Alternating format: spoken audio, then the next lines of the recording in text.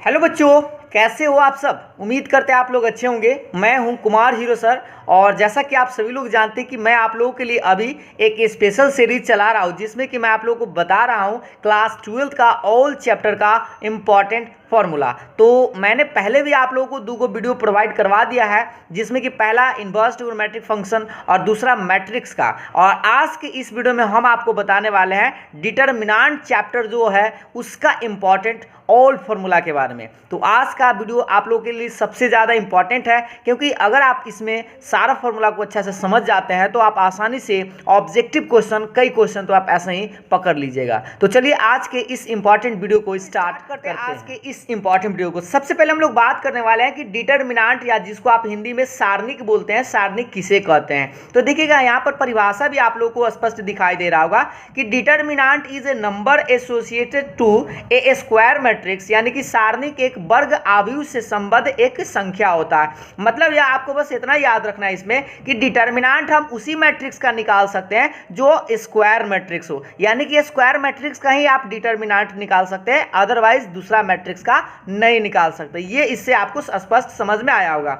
जैसे कि इसको अर्थात कि इस तरह से हम समझ सकते हैं कि मान लीजिए कि कोई आपके पास कोई मैट्रिक्स है aij एलिमेंट जिसका, और ऑर्डर n गुने n है, और n गुने n कहने का मतलब जितना रो होगा उतना ही इसका कॉलम है। तो ये एक स्क्वायर मैट्रिक्स है, तो इसका हम आसानी से डिटर्मिनेंट निकाल सकते हैं। तो कैसे निकालेंगे? तो डिटर्मिनेंट को दो तीन तरह से हम लिखते हैं। जैसे पहला डिटर्मिनेंट ऑफ ए इस तरह से, या डेल्टा से लिख सकते हैं, या मोड ऑफ ए करके भी लिख सकते हैं। सबका मतलब डिटर्मिनेंट ऑफ ए ही होता है। तो यहाँ पर आप इस तरह से बस आप याद रखेंगे, यहाँ पर ये जो बड़ा बड़ा दिखाई दे रहा था, इसको आप मोड में परिवर्तन कर दीजिएगा तो वह डिटर्मिनेंट का सिंबल हो जाएगा। ठीक है, अब यही बात हम करते हैं कि डिटर्मिनेंट का वैल्यू कैसे निकालते हैं। जैसे एक ऑर्डर एक में हो सकता है, दो ऑर्डर दो में हो सकता है, और तीन ऑर्डर तीन में हो सकता है। तो देखिए, अब मान लीजिए कि एक ऑर्डर एक में कोई मैट्रिक्स है, जैसे यहाँ पर आप देख पा रहे होंगे इसमें एगो एलिमेंट है, और इस मैट्रिक्स का अगर हम डिटर्मिनेंट निकालेंगे तो बस डिटर्मिनेंट का साइन दे देंगे इधर भी, और इसका ए का वैल्यू तो ए ही रह जाएगा। लेकिन आपसे ये एक ऑर्डर वाला तो नहीं ये पूछता है,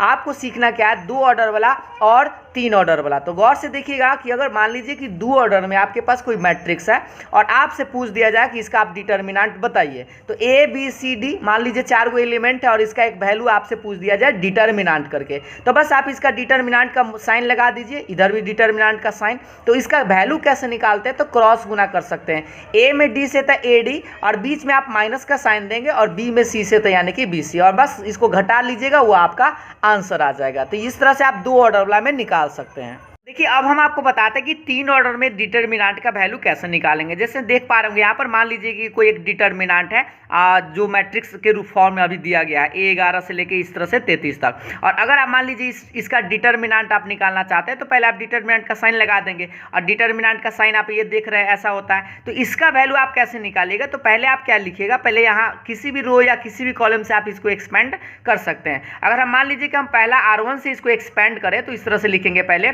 A11, और A11 को डिलीट कर देंगे इस तरह से। आप इस तरह से रो को और कॉलम को दोनों को डिलीट कर दीजिएगा। तो ये वाला जो चार को जो टर्म बचेगा वही चीज़ आप लिख देंगे इसमें। फिर माइनस के बाद आप फिर माइनस लिखेंगे, और इसके लिए आपको एक साइन बता देते हैं। सबसे पहले आप ये वाला साइन याद रखिएगा, plus minus plus minus plus minus plus minus plus, इस तरह से। तो यहाँ पर आप देख लीजिए, पहला तो प्लस होता है, दूसरा माइनस में, तो इसलिए माइनस में लिखे, और A12 आप यहाँ पर लिख दीजिए, और A12 को भी आप डिलीट कर दीजिए इस तरह से। ठीक है, तो इसको रो और कॉलम डिलीट करेंगे, ये रो हो गया और ये कॉलम हो गया। तो ये वाला दो टर्म बचेगा, ये है, तो इसको लिख दिए। फिर उसके बाद क्या होता है, प्लस का साइन, तो लिखिएगा प्लस, और A13 यहाँ लिख के, और A13 को भी डिलीट कर दीजिएगा इस तरह से, रो और इस तरह से कॉलम। तो ये चार को बचेगा, यही चार को हम यहाँ पर लिख दिए। बस उसके बाद आप तो बता ही दे कि दो ऑर्डर में आप इसको क्रॉस गुना करेंगे, आप आंसर निकाल देंगे। बस आप याद रखिए, जब क्रॉस गुना करेंगे तो बीच में आपको माइनस का साइन देना है। ठीक है, अब यहाँ पर आप थोड़ा सा एक देख पा रहे होंगे कि तीन ऑर्डर के लिए ये साइन, और दो ऑर्डर के लिए आप ऐसे याद रखेंगे प्लस माइनस माइनस और प्लस। ठीक है, और इसमें अगर आपसे ऐसा रहे कुछ क्वेश्चन आप बनाएंगे जब डिटर्मिनेंट का वैल्यू निकालिएगा, तो उसमें आपको हो सकता है कि दो मतलब रो में या कॉलम में आपको दो लगातार जीरो मिल जाए, तो उसको आप एक लाइन में एक्सपेंड कर सकते हैं। कैसे? देखिएगा, जैसे यहाँ पर आप देख पा रहे होंगे 0 0 एक रो में यहाँ पर आपको दिखाई दे रहा है, तो आप क्या कीजिएगा, जिस रो में या जिस कॉलम में 0 उसको आप इस तरह से डिलीट कर देंगे और जो यहाँ बचेगा ना उसी को पहले लिखेंगे। तो ए को लिख दिए और हाँ, इसका साइन आप देख लीजिएगा कि प्लस है या माइनस है। तो यहाँ पर आप देख लीजिए क्या होता है, प्लस होता है तो आप प्लस ए लिखेंगे और ए को भी डिलीट कर देंगे, रो और कॉलम। तो ये वाला ये डिलीट हो जाएगा, तो ये 4 को बचा, इसी 4 को आप लिख दीजिए और इसको आप क्रॉस गुना कर सकते हैं। b1 में c2 से तो लिखे b1 c2 और फिर b2 में c1 से तब b2 c1 और इसका वैल्यू जो आएगा आप आसानी से निकाल सकते हैं। तो ये कब, जब दो गो सुन्ना कोई रो या कोई कॉलम में आपको मिल जाए तो। अब आपको मेन जो आता है ना कि डिटर्मिनेंट का कुछ इंपॉर्टेंट प्रॉपर्टीज आप लोग को समझना पड़ेगा, क्योंकि प्रॉपर्टीज अगर आप समझे हुए रहिएगा तो आप डायरेक्ट ऑब्जेक्टिव से लेकर सब्जेक्टिव क्वेश्चन तक आप आसानी से बना सकते हैं। जैसे आप यहाँ पर देख पा रहे होंगे कि प्रॉपर्टीज ऑफ डिटर्मिनेंट्स यानी कि सारणिक के गुण क्या होता है। तो देखिए हम आपको बारी बारी से कुछ गुण के बारे में बताते हैं। सबसे पहला नंबर गुण जो आप देख पा रहे होंगे, इफ द रोज और and columns of a determinant are interchanged the value of remains to be the same. मतलब यह कि किसी सारणी का मान इसकी पंक्तियों और स्तंभों को परस्पर परिवर्तित करने पर अपरिवर्तित रहता है। मतलब यह कि समझिएगा ध्यान से, किसी भी दो पंक्ति और स्तंभ को, मतलब पंक्ति और स्तंभ को अगर आपस में इंटरचेंज कर देते हैं तो उसका वैल्यू नहीं बदलता है। इस बात को ऐसे समझिए, जैसे मान लीजिए कोई डिटर्मिनेंट है, जैसे a1 b1 c1 a2 b2 c2 a3 b3 c3, ये एक डिटर्मिनेंट है। और ये क्या है कि रो जो लिखा हुआ है ना, रो में अगर उसको आप कॉलम में ऐसे कर देते हैं, जैसे देखिए a1 b1 c1, इसको लिखिए a1 b1 c1, a2 b2 c2 था तो a2 b2 c2, a3 b3 c3 तो a3 b3 c3। तो अगर रो में जो लिखा हुआ था उसको अगर हम कॉलम वाइज लिख देंगे तो उससे हमारा डिटर्मिनेंट में कोई फर्क नहीं पड़ेगा। ये पहला नंबर प्रॉपर्टीज के अनुसार। यहाँ पर आप लिख दिए हैं कि डेल्टा डैश बराबर डेल्टा ही होता है। मतलब अगर आप इसको ट्रांसपोज कर देंगे ना, रो को कॉलम में लिख दीजिएगा तो उससे कोई दिक्कत नहीं होने वाला है। ये पहला नंबर प्रॉपर्टीज के अनुसार। दूसरा नंबर प्रॉपर्टीज कहता है, इफ एनी टू रोज और columns of a determinant are interchanged then the sign of determinant is changed. मतलब यह कि यदि एक सारणी की कोई दो पंक्ति या दो स्तंभ परस्पर परिवर्तित कर दिया जाए तो इसका चिन्ह परिवर्तित हो जाता है। जैसे इस बात को समझिए, मान लीजिए आपके पास डिटर्मिनेंट है और आप क्या करना चाहते हैं, इसमें आप किसी को इंटरचेंज करना चाहते हैं। किसको, जैसे मान लीजिए ये वाला r1 है और ये r2 है और ये दोनों रो को ना आपस में आप इंटरचेंज करना चाहते हैं, तो इसका वैल्यू तो ना बदलेगा लेकिन क्या बदल जाएगा, देखिए यहाँ कह रहा था चिन्ह परिवर्तन हो जाएगा, मतलब साइन जो है चेंज हो जाएगा। तो बस यहाँ पर आप माइनस लगा देंगे। कैसे, देखिए a1 a2 a3 यहाँ पर था तो इसको हम लिख दिए a1 a2 a3 दूसरा b1 के जगह, फिर b1 b2 यहाँ था तो इसके जगह पर लिख दिया b1 b2 b3। तो हम ये दोनों रो को ना, पहला रो और दूसरा रो को आपस में इंटरचेंज किए हैं और उसको इस तरह से लिखते हैं r1 इंटरचेंज r2। ठीक है, तो इसका मतलब क्या है कि वैल्यू तो नहीं बदला, बस इसका साइन चेंज हो जाएगा। तो ये आपका दूसरा नंबर प्रॉपर्टीज था। अब हम देखते हैं नेक्स्ट, देखिएगा इधर, तो इधर आते हैं तीसरा नंबर। इसका मतलब समझिएगा पूरा अच्छा से कि इफ एनी टू रोज और columns of a determinant are identical the value of the determinant is 0। और ये वाला सबसे ज्यादा इंपॉर्टेंट है क्योंकि आप क्वेश्चन देखते ही आप आसानी से आंसर पता कर पाएंगे कि यदि एक सारणी की कोई दो पंक्ति या स्तंभ समान या समानुपाती है तो सारणी का मान 0 होता है। कैसे, जैसे मान लीजिए कोई डिटर्मिनेंट है और इसमें आप देखिए कोई दो रो या कोई दो कॉलम अगर सेम आपको दिख जाए तो समझिए उसका वैल्यू ही 0 होगा। जैसे देखिए यहाँ पर ये r1 है और ये r3 है और देखिए दोनों सेम है, a1 a2 a3 a1 a2 a3, तो दोनों रो अगर बराबर है तो इसका वैल्यू निकालने की जरूरत ही नहीं है। अगर आप निकालिएगा भी तो इसका वैल्यू 0 आएगा। यहाँ पर लिख दिए थे इसलिए r1 अगर r3 के बराबर है तो 0 होगा। लेकिन हाँ, आप याद रखिएगा कि जरूरी नहीं कि r1 r3, कोई भी दो रो या कोई भी दो कॉलम अगर बराबर है तो उसका वैल्यू 0 होगा। ठीक है, 4 नंबर प्रॉपर्टीज देखिएगा, if each element of a row or a column of a determinant is multiplied by constant k then its value is k times the given determinant। मतलब यह कि यदि किसी पंक्ति या स्तंभों के प्रत्येक अवयव को किसी एक गुणांक k से गुना कर दिया जाए तो सारणी का मान k गुना हो जाता है। अब इस बात को उदाहरण पर समझिए, जैसे मान लीजिए आपके पास कोई डिटर्मिनेंट था, इसमें आपने पहला रो में या दूसरा रो या तीसरा रो किसी एक रो में k से गुना कर दिया। ठीक है, प्रत्येक एलिमेंट में किसी एक रो या किसी एक कॉलम में आप k से गुना कर दिया तो ये पहला का जो डिटर्मिनेंट था उसका कै गुना हो जाएगा, के गुना हो जाएगा। या आप इसको ऐसे याद रखें कि कोई भी डिटर्मिनेंट में कोई एक रो या एक कॉलम में कोई चीज़ सेम सेम आपको दिखे तो उसको आप कॉमन ले सकते हैं। जैसे देख पा रहे होंगे यहाँ पर कि के इस तीनों में के आपको दिखाई दे रहा है पहला रो में, तो हम क्या करेंगे के को कॉमन ले सकते हैं। अगर मान लीजिए इसमें भी दिखाई देता तो एक और के कॉमन लेते, इसमें भी सब में के रहता तो एक और के कॉमन ले सकते थे। ठीक है, तो ये आपका 4 नंबर प्रॉपर्टी है और ये बहुत ही काम का प्रॉपर्टी है। 5वां नंबर प्रॉपर्टीज अब देखिएगा कि 5वां नंबर क्या कर रहा है, if the element of a row और column of determinant are express as a sum of 2 और more terms then the determinant can be express as sum of 2 और मोर डिटर्मिनेंट्स। मतलब ये समझिए कि यदि किसी सारणी की किसी पंक्ति या स्तंभ को 2 या अधिक पदों में व्यक्त किया गया हो तो सारणी को भी 2 या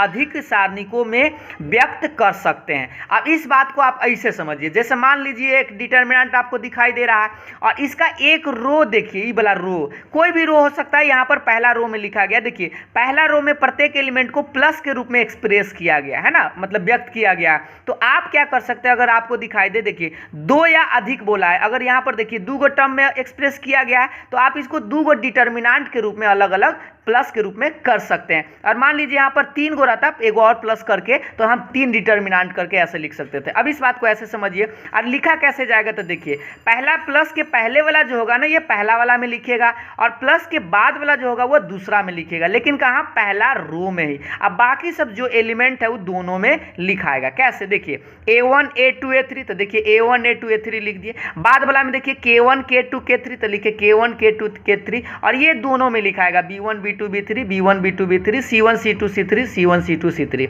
और इसमें भी है B1 B2 B3 C1 C2 C3।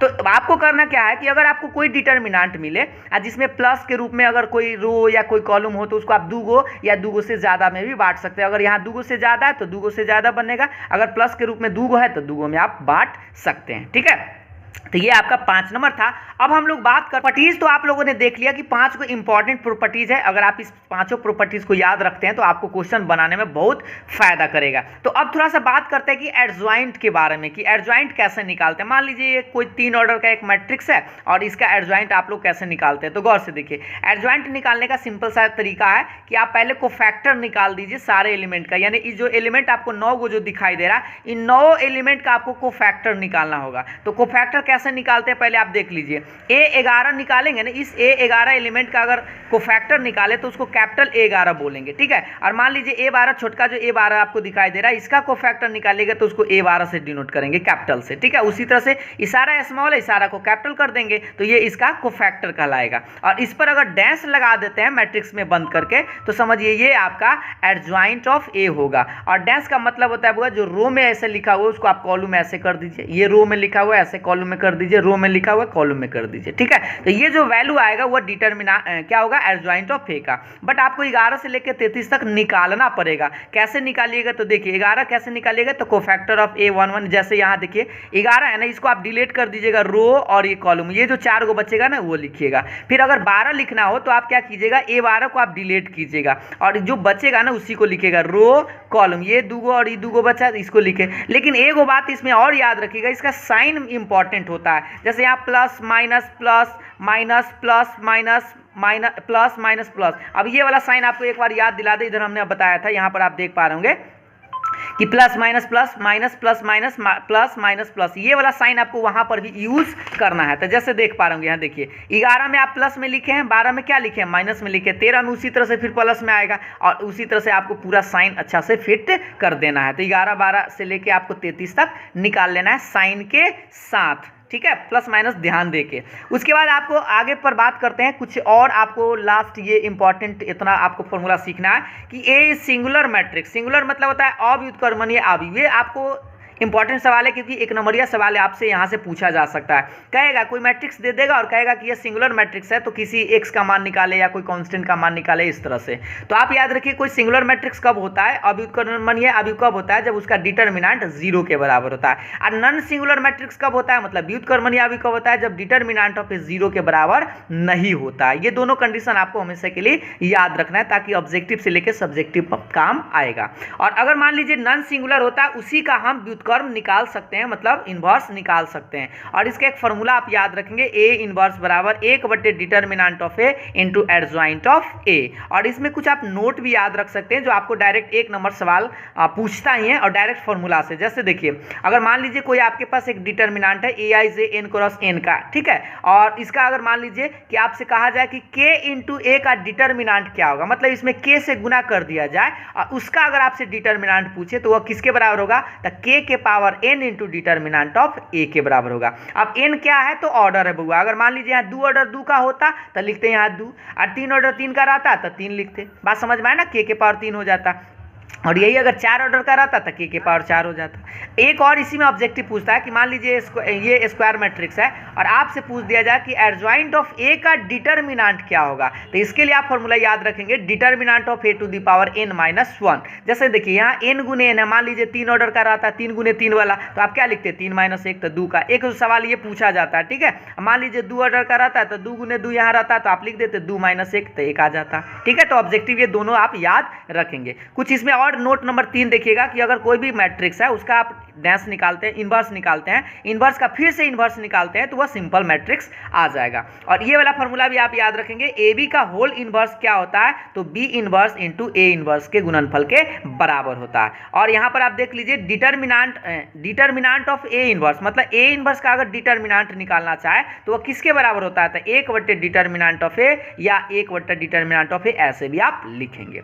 उसके बाद ये जो इंपॉर्टेंट फॉर्मूला ये देख लीजिएगा कि त्रिभुज का क्षेत्रफल कैसे निकालते हैं। जैसे ए बी सी अगर 3 को पॉइंट्स दिया हो और त्रिभुज का क्षेत्रफल अगर आप लोगों से पूछा तो उसके लिए फॉर्मूला आप याद रखेंगे, त्रिभुज एबीसी का क्षेत्रफल बराबर 1/2 x1 x2 x3 y1 y2 y3 1 1 1, इस तरह से, ठीक है। बस आप x1 x2 x3 y1 y2 y3 का मान यहाँ से आप निकाल लीजिए, रख दीजिए और इसको एक्सपेंड कर दिए, आप आसानी से एरिया निकाल सकते हैं। अब इसमें नोट एगो आप याद रखिएगा कि एबीसी कोलिनियर कब होता है, संरेख कब होता है, तो संरेख होता है कब, जब इसका क्षेत्रफल जो है ना वह 0 के बराबर आता है। जैसे मान लीजिए इसका क्षेत्रफल आप निकालें और 0 आ गया ना, जैसे इसका क्षेत्रफल अगर 0 आ जाए तो हम कह सकते हैं कि यह एबीसी आपके पास जो पॉइंट्स 3 गो था वो क्या है, तो संरेख है यानी कोलिनियर है। और लास्ट में आपको ये वाला फॉर्मूला यूज करना पड़ेगा, ये 5 नंबर का जब सवाल आपको बताया जाएगा उसमें आपको ये काम करेगा। ये लीनियर इक्वेशन रैखिक समीकरण आपसे मैट्रिक्स विधि से पूछता है, यानी आव्यूह विधि से आपको इसका हल करने के लिए कहता है, तो 5 नंबर का सवाल आता है।